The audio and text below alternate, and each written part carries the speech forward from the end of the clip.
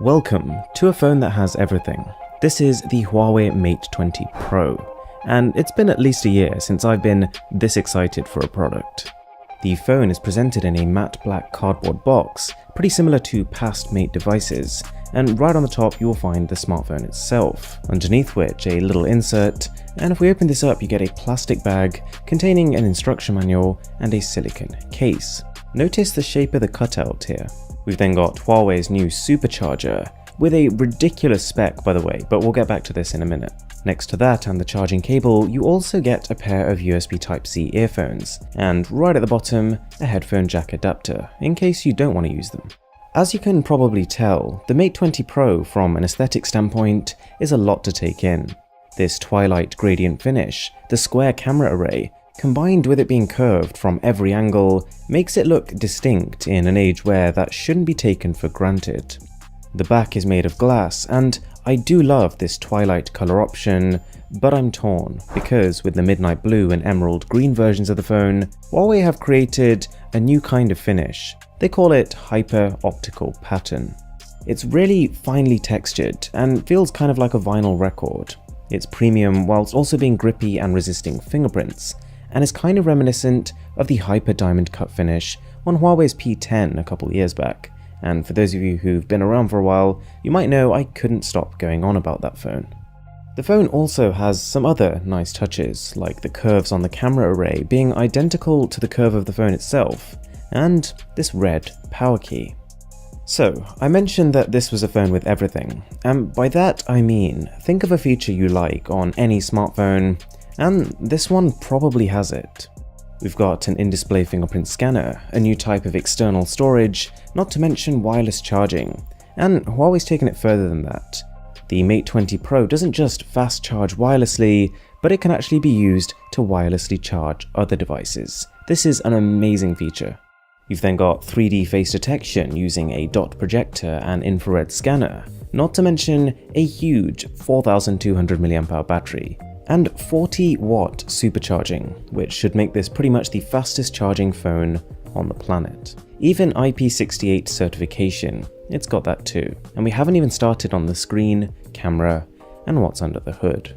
The display is, and get ready for this mouthful, a 6.39-inch 2K plus 19.5:9 aspect ratio OLED HDR panel. It looks very good. It's got a notch to house that depth sensing tech, which hasn't been a deal breaker for me, and it's not as offensive as the one seen on some other phones, and it can be disabled in the settings.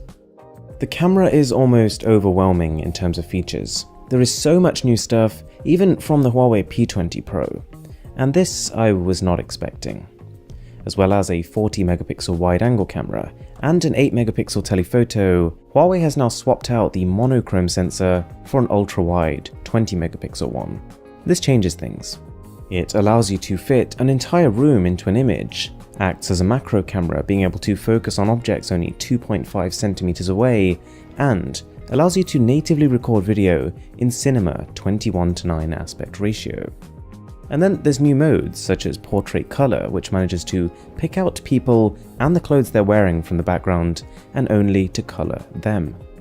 Like with the P20 Pro, this camera array also means 3 times optical zoom and 5 times hybrid zoom, which is still unbeaten.